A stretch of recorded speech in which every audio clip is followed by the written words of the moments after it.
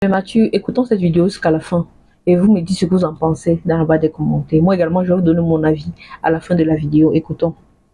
Dans les temps anciens, et même pour nous autres qui sommes chrétiens, il était préférable et même recommandable à un homme d'aller épouser une vierge. Parce que l'homme qui épouse la vierge, elle ne connaît pas d'homme. Voilà. Donc comment veux-tu qu'une vierge se plaigne de son homme que ton appareil est trop petit, ou que ton appareil, il est, voilà. je sais pas moi comment, extravagant, ou il est je ne sais comment. Voilà. D'accord? Peut-être que s'il arrivait que ça soit trop extravagant et que ça lui fait mal, ça on rentre dans un autre contexte. Mais la plupart des femmes aujourd'hui ne se plaignent pas forcément que l'appareil de leurs hommes soit extravagant, mais c'est plutôt que c'est beaucoup petit, c'est beaucoup trop petit. Or, nous constatons que la plupart d'entre nous, les gens ne se marient plus vierges. Voilà. Les femmes ne se marient plus vierges. Et si tu as déjà eu plusieurs conquêtes, tu as connu plusieurs types d'appareils, plusieurs dimensions, des kalachnikovs, donne-moi les noms de types d'armes, des M16, des M16, des bazookas. Des bazookas, papa. Voilà. Bon, dis-moi maintenant, une femme qui a connu un bazooka, et après tu te retrouves avec, un pistolet... Un pistolet, un GP. Oui, je sais même pas c'est quoi le GP, mais je suppose que c'est le plus petit. Bon, voilà. maintenant, c'est normal que tu ne vas pas arriver à te retrouver dans ce genre de mariage. Voilà. Et donc, moi, je voudrais aujourd'hui vraiment attirer l'attention chez l'homme d'aller plus chercher une femme qui est vierge, d'accord? Et de l'autre côté aussi de dire à mes sœurs, les femmes, celles qui sont encore vierges, bien évidemment, de se garder tout simplement. Et c'est là où moi je me dis que la Bible n'a pas menti. Ok.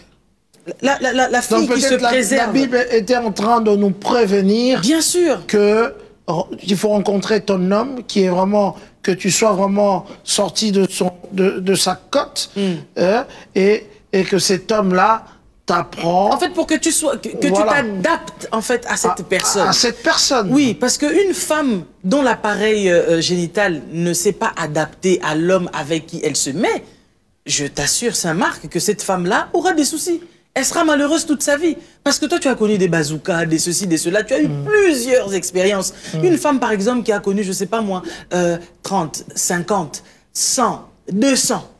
À moins que Dieu ne te fasse grâce. Mais si tu tombes sur un homme qui n'arrive pas ou qui n'est pas à la hauteur de tous ces bazookas que tu as connus avant, mais tu seras malheureuse. Très tôt déjà, tu es une jeune fille, tu n'as que 17 ans déjà, tu as déjà... je sais pas moi, 17 conquêtes. Mais c'est absurde. En fait, tu ne te rends pas compte qu'aujourd'hui, tu es jeune. Tu t'amuses avec ta jeunesse, tu estimes que tu as le droit de coucher avec tout le monde et n'importe qui. Eh ben, demain, quand tu seras marié, c'est en ce moment-là, maintenant que tu vas commencer à lire l'heure et que tu vas commencer à te poser les vraies questions. Donc là, une femme qui commence à faire la comparaison entre son homme actuel et ses hommes du passé, bah, c'est sûr qu'elle fait... la plupart du temps, référence souvent à la taille. À la taille, oui. Elles se plaignent moins si elles ont un homme qui arrive à les satisfaire, l'appareil est bien comme elles aiment, que lorsqu'elles se retrouvent avec un homme où elle est en train de nager dedans. Beaucoup d'hommes, on peut dire à 95%, souffrent de tension. Et quand on souffre de tension, très souvent, on a recours aux médicaments pour stabiliser. Et ces médicaments-là sont les tu-hommes. Ce sont ces médicaments-là qui font à ce que la libido, chez beaucoup d'hommes, en fait, baisse complètement et les hommes n'ont soit plus l'envie, ou bien, voilà quoi, quand ils montent, bah, aussitôt monté, aussitôt il ressort. C'est pas tellement de leur faute, mais quelque part, c'est pas de sa faute à lui, mais la femme aussi derrière, quand elle voit une fois, deux fois, trois fois, et c'est tout le temps comme ça, elle se lasse aussi, elle se fatigue. Une femme qui ne se rassasie pas, c'est une femme qui a goûté mieux que son mari. Ah bon? Ah oui, quand tu goûtes mieux que ton mari, tu ne peux pas être rassasié de ton mari. Ces femmes aussi se posent des questions de savoir, quand ils demandent aux hommes d'être performants, est-ce qu'elles sont performantes? Elles font tout pour... Parce qu'il y a des hommes qui ont connu beaucoup de femmes, pour exciter un homme comme ça, pour lui pousser vraiment à te prendre comme il faut vraiment lui donner envie. Mais tu ne lui donnes pas envie à la maison, il va à l'extérieur... une minette comme ça qui lui donne autant envie, et beaucoup de femmes ne le savent pas, mais ces hommes-là qui sont nuls à la maison sont des Balthazar à l'extérieur.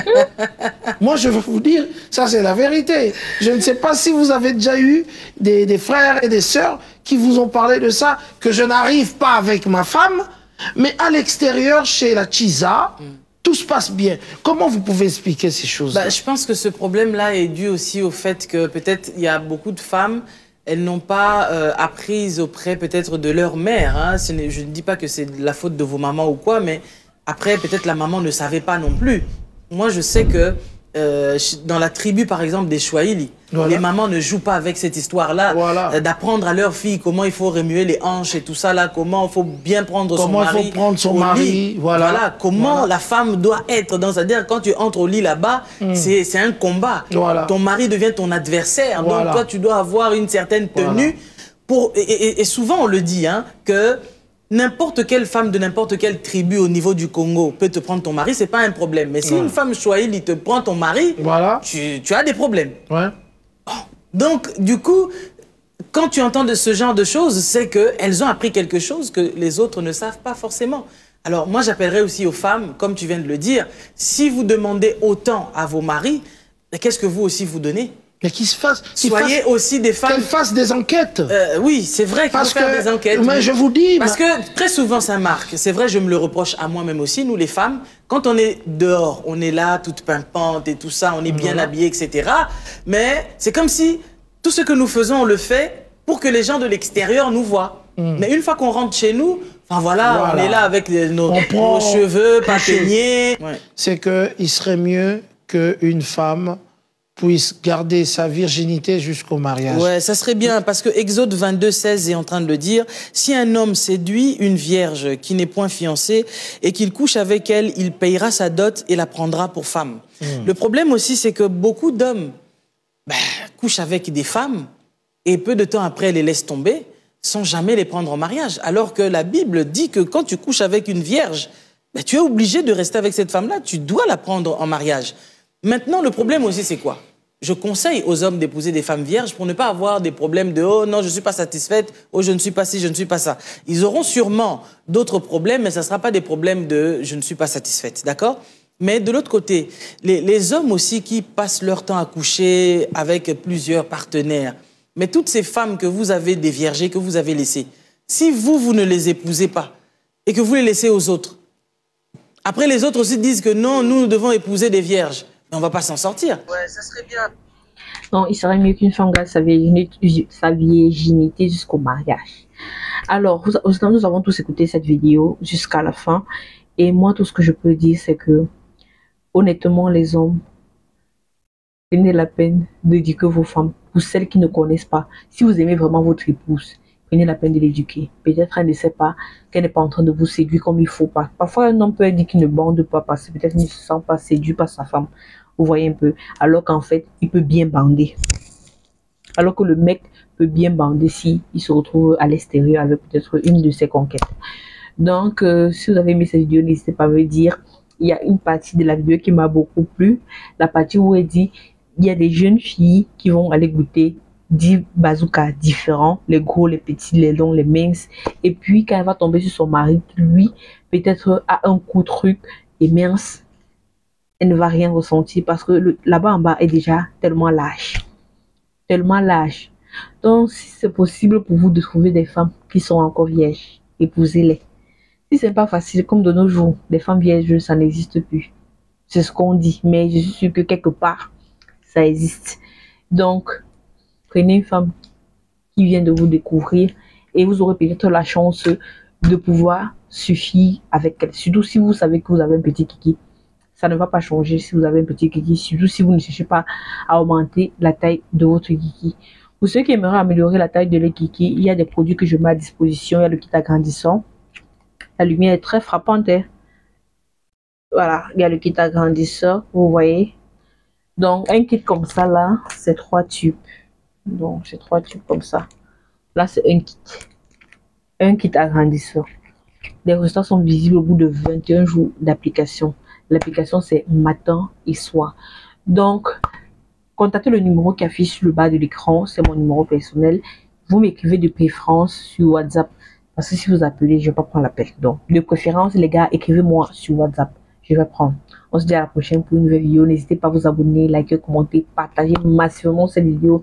Et on se dit à la prochaine pour une nouvelle vidéo.